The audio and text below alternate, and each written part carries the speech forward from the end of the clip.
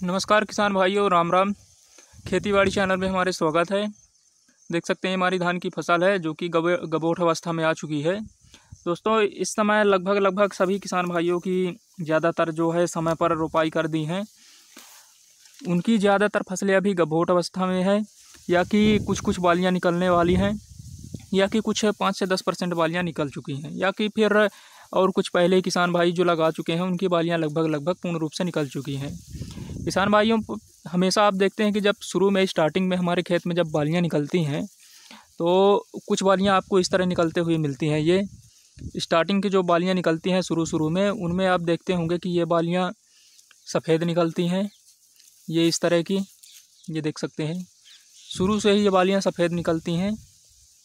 और कुछ बालियाँ जब निकल आती हैं तो उसके बाद उनमें फिर बीच बीच में आप देखते होंगे कि बालियों में काले काले रंग के धब्बे दिखाई पड़ने लगते हैं। देख सकते हैं जैसे इसमें बीच बीच में धब्बा दिखाई दे रहा है।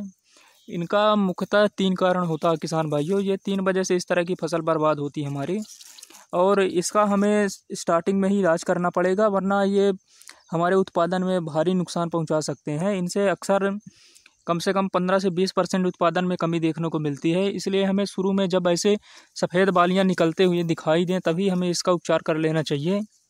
और या कि फिर बीच बीच में जब हमारे देख सकते हैं कि ये बालियों में बीच बीच में दाने में काले काले धब्बे दिखाई देने लगते हैं, इन सब का हमको रोकथाम के लिए कई प्रकार की बाज़ार में दवाइयाँ आती हैं किसान भाइयों। इसके लिए हमें इसका तो पहले जान लेते हैं हम किस कारण से होता है। तो ये जो हमारी बालियाँ को सफ़ेद करता है किसान भाइयों, तो ये सफ़ेद का कारण है कि इसमें स्टार्टिंग से ही जब हमारा पौधा गबोठ की अवस्था में रहता है और जब बालियाँ निकलने वाली होती हैं, इस तरह देख सकते हैं ये बालियाँ इसमें ये निकलने वाली है अभी। तो इसमें स्टार्टिंग में ही पौधे से ही नीचे से तने से ही आकर इसमें इल्लियाँ लग जाती हैं।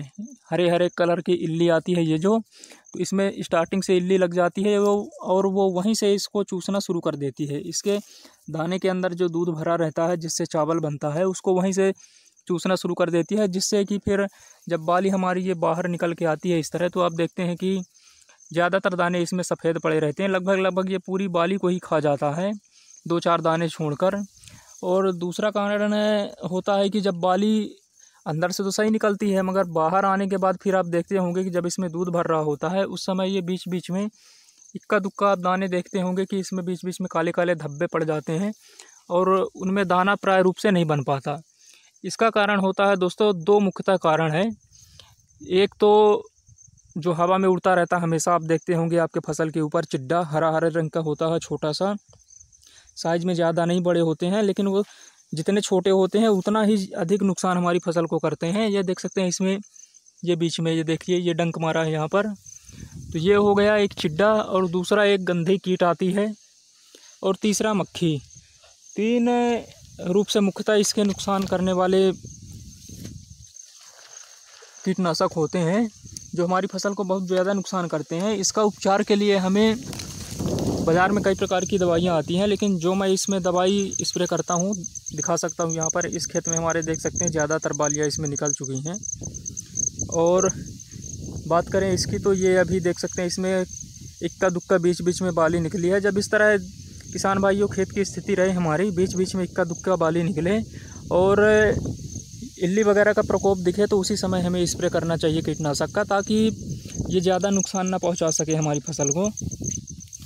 मैं आपको इधर दिखाता हूँ किसान भाइयों, ये देख सकते हैं आप, ये इसमें ये इल्ली का प्रकोप नहीं है, ये बाहर दाना निकलने के बाद इसमें मक्खी, टिड्डे और गंधी कीट करके आता है एक, ये सब मिलके इसको प्रभावित किए हैं। और देख सकते हैं कितने रूप से ये एक बाली के दाना में आप देख सकते हैं लगभग आधी बाली ख़राब कर दिए हैं।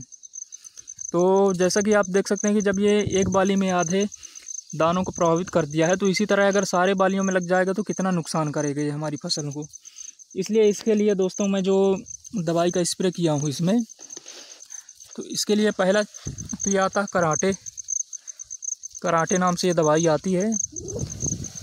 और इसका नाम का बात करें तो देख सकते हैं ये यहाँ पर लिखा हुआ है, ये इसमें लिखा है लेम्डासाइलोथ्रियम 5% EC, और ये 500 ml का है, आधा लीटर का।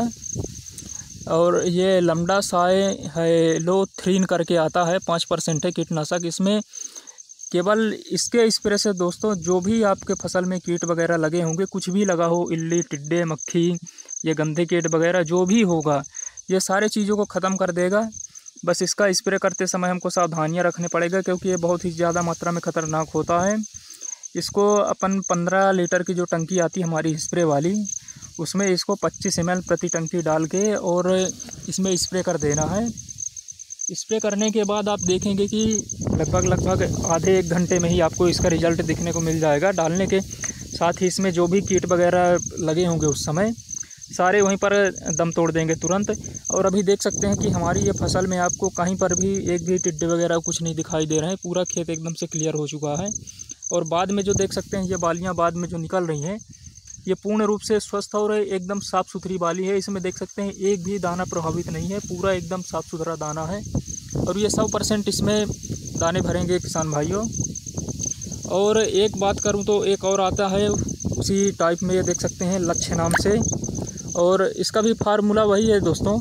कोई सभी नाम से मिले दोस्तों दवाई, लेकिन इसका जो नाम रहे इसमें यही नाम रहना चाहिए, लैम्डा साइलोथ्रीन 5% EC। इसको दोस्तों ये सबसे ख़तरनाक दवाई होती है इन कीटों के लिए। अगर इसका आपने एक बार स्प्रे कर दिया तो इसका रिज़ल्ट आपको तुरंत देखने को मिलेगा। 1 घंटे के अंदर सारे कीट समाप्त हो जाते हैं और दोबारा इसमें स्प्रे करने की ज़रूरत नहीं पड़ेगी।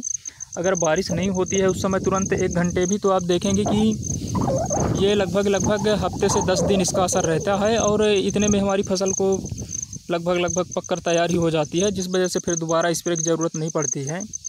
अगर आपकी फसल गबोट अवस्था में है, बालियाँ उस समय नहीं निकली हैं, तभी आपने स्प्रे किया है, तो उसके बाद जब बालियाँ निकलेंगी उसमें तो अपने खेत का निरीक्षण करते रहना चाहिए। और बीच में अगर कभी भी अगर दिखता है बीच में कि फिर से टिड्डे कीट वगैरह लग गए हैं, तो हमको एक बार फिर से दोबारा स्प्रे कर देना है। वैसे ज़रूरत नहीं पड़ती है ज़्यादातर, एक बार में ही हमारा स्प्रे का काम ख़त्म हो जाता है। देख सकते हैं इनमें, ये खेत में मैं पहले स्प्रे कर चुका हूँ। ये देख सकते हैं, ये स्प्रे के पहले देख सकते हैं इनमें किस तरह प्रभावित किए हैं ये बालियों को।